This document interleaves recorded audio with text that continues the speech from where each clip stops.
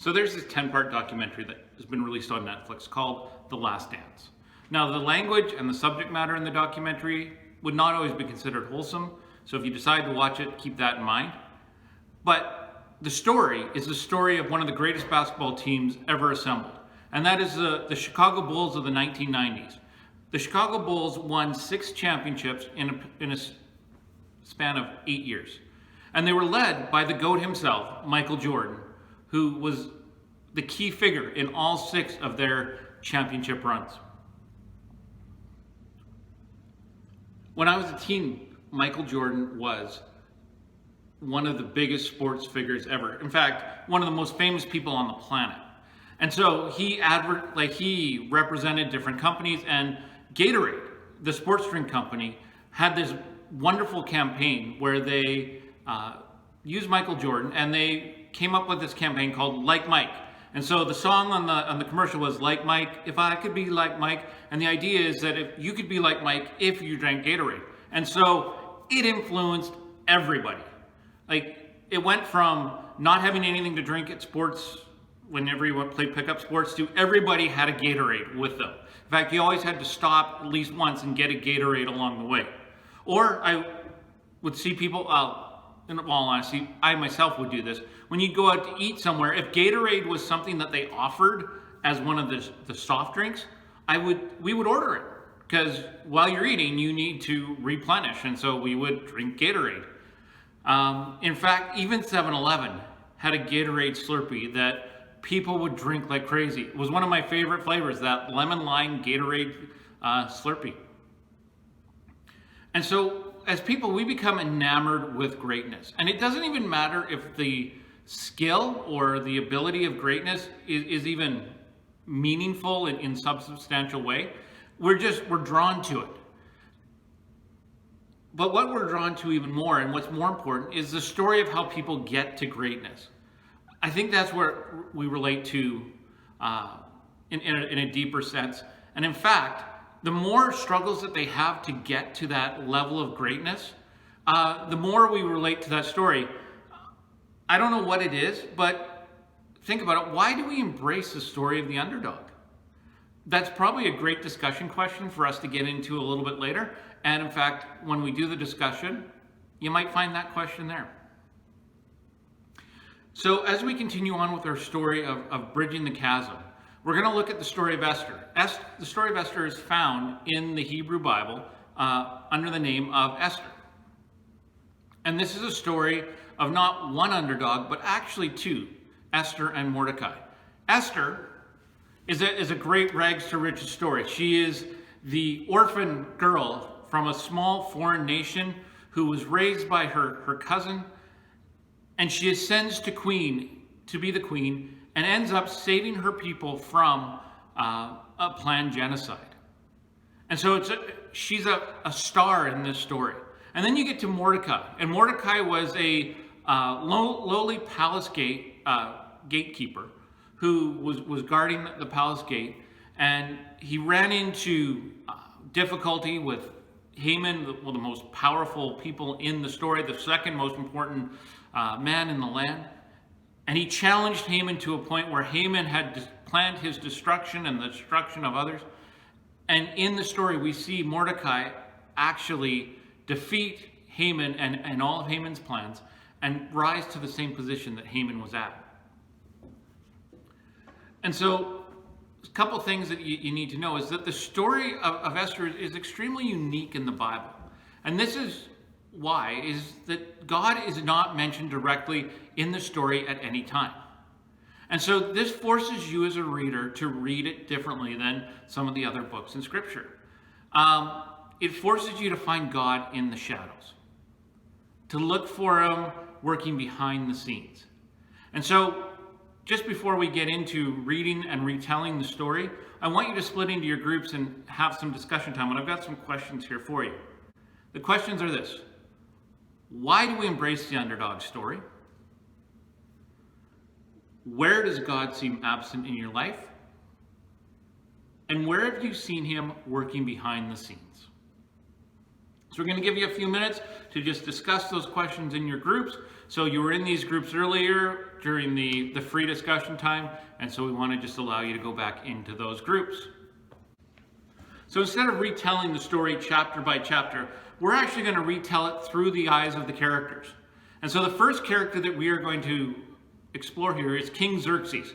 Xerxes shows up in the first chapter, and what we learn about Xerxes right away is that he likes to party. So the scene that we come right into is Xerxes hosting a banquet.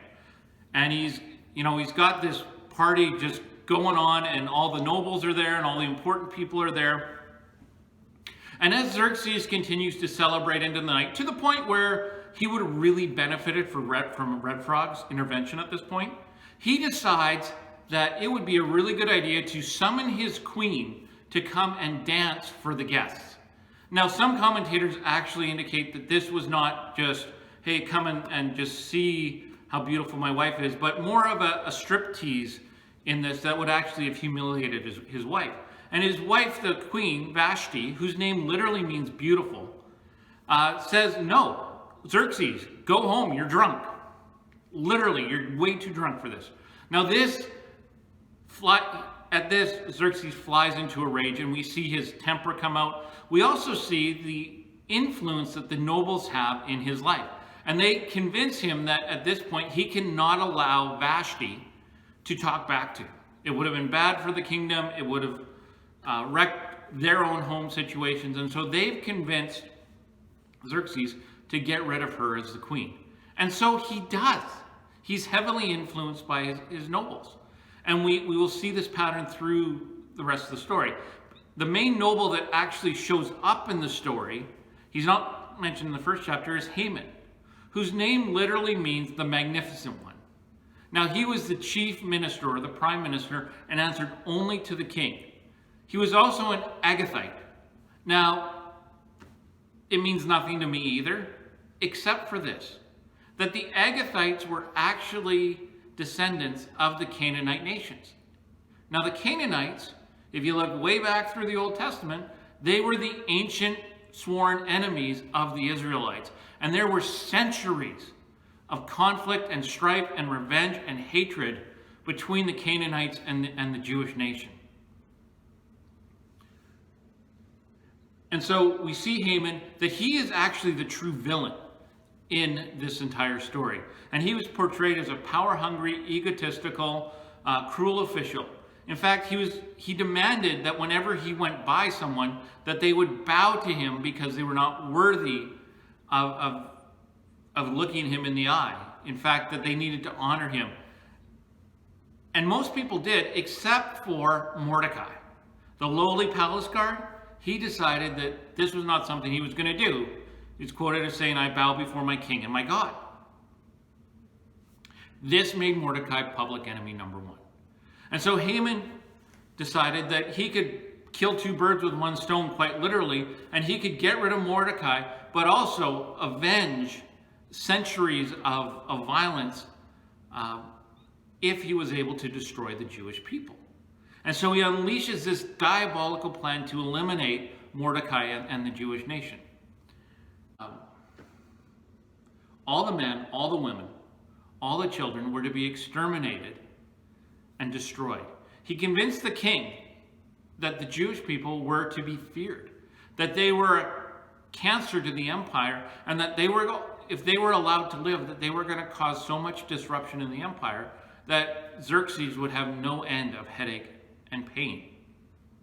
And so he granted Haman's wish. And he declared that on the 13th day of the 12th month would be the day of the great purge. Now, how they figured that this would be the day? They actually rolled dice. Haman rolled dice, or purs as they were called. So if you have any Jewish friends who celebrate the day of Purim, this is where that day of celebration comes from, is the resolution of this story. And so the declaration basically said that everyone was encouraged to attack anyone from the Jewish nation, that they could attack, kill, rob without any punishment, and they would actually be rewarded for their efforts. And so then this brings us to Esther and Mordecai, the two unlikely heroes. Esther, as mentioned, she was an orphan. And when her parents died, she was given to Mordecai, and Mordecai raised her. And so after Queen Vashti was banished, the king decided that he still needed a queen, and so he hosted or held a beauty pageant. And Mordecai actually encourages Esther to enter into the contest to be the queen. But he gives her this warning. He says, do not let anybody know that you are from the Jewish nation. Keep your nationality a secret. And so Esther joins the harem, and she receives all the treatments to prepare her for the king. And it says that she pleases the king the most. Yep, that's in the Bible. But she becomes queen. And so after she is crowned queen, we switch over to Mordecai, who actually uncovers a plot to assassinate the king. And so he sends word to Esther, who warns the king, and the plot is foiled. So next we see the conflict between Mordecai and Haman. Haman wanted to make sure that he got the first crack at Mordecai. So he constructs these massive gallows or impalement poles, depending on the translation that you use. And he decides that he's going to ask the king for a favor. And the favor was this, that he would be allowed to kill Mordecai first before the purge even happened. And that he would be able to use these gallows to make a demonstration of his power and greatness and humiliate Mordecai in front of all the people. And so he decides that he was going to go and visit the king the next morning. Fortunately for Mordecai, this is what happens. The king that night is unable to sleep. And so as one of the ways that he found would be a way to help him relax, actually bore him to sleep, was to get the scribe to read him the kind of the annals of the king and just the stories of the king's reign and read them back to him. And so he calls the scribe in, and the scribe begins to read a story. And the story that he begins to read is actually the story of where Mordecai warns the king of the plot of assassination. And the king wakes up, he doesn't quite fall asleep because it's an interesting story. And he's like, scribe, tell me, what did we record on how we rewarded Mordecai? And the scribe replies, there's nothing recorded, sir. We did nothing for him. And the king says, that's not right. We need to show proper gratitude.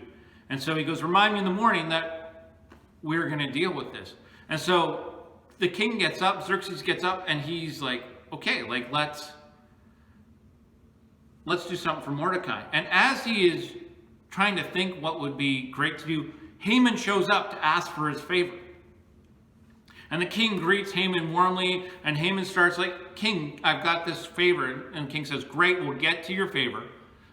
Just one thing, I need you to help me with the problem first. And Haman defers to the king, of course, and he says, sure, king, what do you need? And the king's like, so if you were going to honor somebody, like if you were me and you wanted to honor somebody in this kingdom, and you wanted to make sure that everybody knew that this person was extremely special, extremely valuable, and just a great person, how would you do that? And Haman is so full of himself that he thinks the king is referring to him. And so Haman lays out his dream scenario about how he would want the king to honor him in public, including putting on the king's clothes, riding the king's horse, and having a herald proclaim his greatness in front of all the people as he led him through the streets, as he led him through the streets in this fantastic parade. And the king says, you would really do all that? And Haman said, yeah, if you want to honor somebody, that would be the way to do it, king. And the king said, that's a great idea, Haman. In fact, I want you to personally see to all of those details are carried out just the way you described them. And I want you to do that for the guard Mordecai. And to rub it in even a little further, because the king was completely unaware of the conflict between the two. Here's what happens is he says, and Haman, because you are taking care of all the arrangements, it would only be fitting if you led the horse through the streets and you proclaimed how great Mordecai was.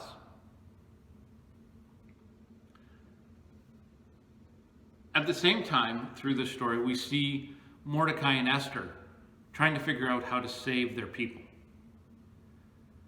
At this time, Mordecai changes his advice to the queen. Instead of her keeping her identity secret, he urges her to let the king know of her ethnic background, that she was Jewish. And that way, that by revealing that, hopefully that would stop Haman's evil plan. And Esther is scared, because even the queen was not allowed to show up and go to the king without an invitation. And so depending on the king's mood or state of sobriety, he could order her to death, or he could choose to side with Haman. And if past behavior is the best predictor of future behavior, her fears were well founded, because Xerxes had already eliminated one queen at the request of his nobles. So let's read the exchange in Esther chapter 4 between Mordecai and Esther. And the text talked about here is the announcement of the extermination of the Jewish people. And it starts like this in verse 8. He says, "He also gave him a copy of the text of the edict for their annihilation, which had been published in Susa, to show Esther and explain it to her. He told him to instruct her to go to the king's presence and beg for mercy and plead with him for her people. Hathach, the messenger, went back and reported to Esther what Mordecai had said. Then she instructed him to say to Mordecai, 'All the king's officials and all the people of the royal provinces know that any man or woman who approaches the king in the inner court without being summoned, the king has but one law, that they be put to death unless the king extends the golden scepter to them and spares their lives. But 30 days have passed since I was called to go to the king.' And when Esther's words were reported to Mordecai, he sent back this answer: 'Do not think because you are in the king's house that you alone of all the Jews will escape. For if you remain silent at this time, relief and deliverance for the Jews will arise from another place, but you and your father's family will perish. And who knows but that you have become to your royal position for such a time as this.' And then Esther sent this reply to Mordecai. She said, 'Go and gather all the Jews who are in Susa and fast for me. Do not eat or drink for 3 days, night or day. I and my attendants will fast as you do. When this is done, I will go to the king. And even though it is against the law, if I perish, I perish.'"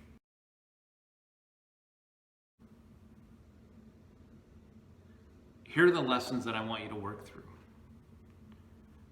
Number one, our identity is our key. See, in the story here, Esther is actually given two different names. Esther, which is her Persian name, which means star, and Hadassah, her Hebrew name, which means life.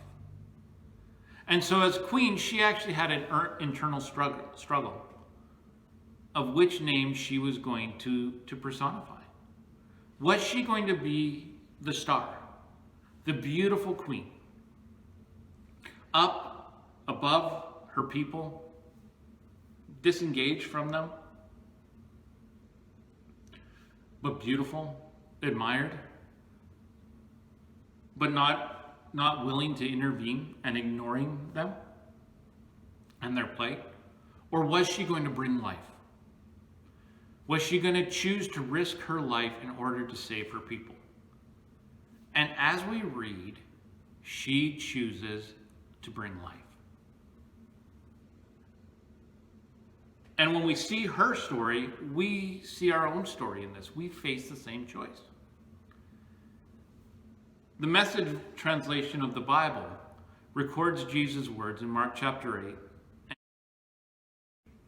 And he says this. He says, calling the crowd to join his disciples, "Anyone who intends to come with me has to let me lead. You are not in the driver's seat. I am. Do not run from suffering. Embrace it. Follow me and I will show you how. Self-help is no help at all. Self-sacrifice is the way, my way, to saving yourself, your true self. What good would it do to get everything you want and lose you, the real you? What could you ever trade your soul for?" Second thing is that our labels don't define us. Mordecai's name literally means little man. This is never a compliment that a man wants you to say to him. Men are often put down on account of their size. They're made fun of. And so we don't know if Mordecai was small in stature, but we know that he was small in status. We see him as a lowly guard. We see him as somebody who lived a life of compromise. Any pious Jew who heard what Mordecai was doing would have looked at him with disdain. He chose to stay behind when the people returned from Susa to Jerusalem. When they were allowed to go, he decided not to be one of the pious group that left. He stayed in the foreign land. And then, on top of that, he encourages his cousin to go and participate in a contest that she would end up marrying a foreign king, which was not looked upon as godly or pure at that time. And you add into that he actually cautioned her to keep her identity a secret. He was not considered to be a faithful person. He shrunk back. Any time where it looked like he could step forward and be a man of character and valor, he wasn't. And so in the story where the declaration comes and Haman puts it out there, Mordecai had two options. He could sit there and he could mourn and he could give up and he could resign himself that this is it, I've been beaten. Or he could rise up and fight. And so he throws off the label of little man and he rises up and he fights. And he and Esther triumph. And this is how they did it. Esther, after the people had fasted, goes to the king. And he receives her warmly. And so she invites him and Haman to a private banquet. And then she invites them to another one. And at the second banquet, she tells the king what her true identity is. She reveals the plot against her people, and that Haman's plot to kill the Jewish people would include her as well because she was Jewish. At this, the king was furious and he went out of the room.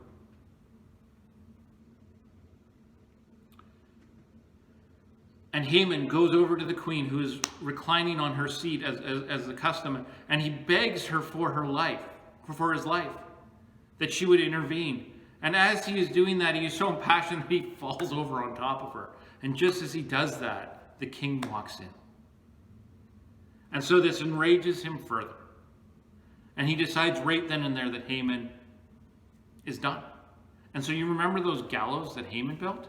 Well, he got to use them personally.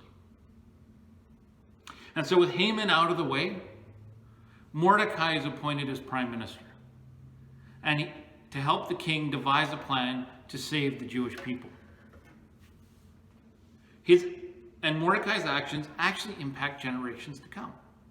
Remember the story of Nehemiah, the leader who went back and built the walls of Jerusalem and rebuilt the city so that the nation could thrive and prosper? Well, Nehemiah's story happened about 30 or 40 years after the story of Esther and Mordecai. And so Mordecai's rise to prominence probably paved the way for Nehemiah to come along and be a trusted servant of the king as well. And the third thing that I want you to grasp in here is we need to be aware of God is at work even when it isn't obvious.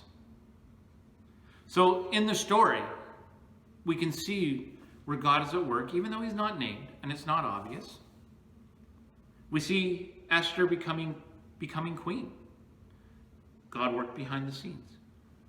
We see Mordecai uncovering the plot to assassinate Xerxes and getting word to Esther. God was working behind the scenes. We see the king's sleepless night where he is reminded of the story and the greatness of Mordecai. We see Haman's clumsiness being used against him. And then the story goes on that a new edict is sent out, allowing the Jewish people to fight back, to organize, and offering protection for them as well. And so, how about you? When you look at your last day, your last week, your last month, your last year, your last decade, where do you see God behind the scenes in your life? And what does that do for your relationship with God? Here's what I want you to practice this week. Reflect this week where God shows up behind the scenes in your life. What do you see when you look back? And make notes on that. Write it down. Be mindful of it. Thank God for it. And this will lead you to answer the next question of what can you trust him with now in your life? In fact, what do you need to trust him with now in your life? Let's pray.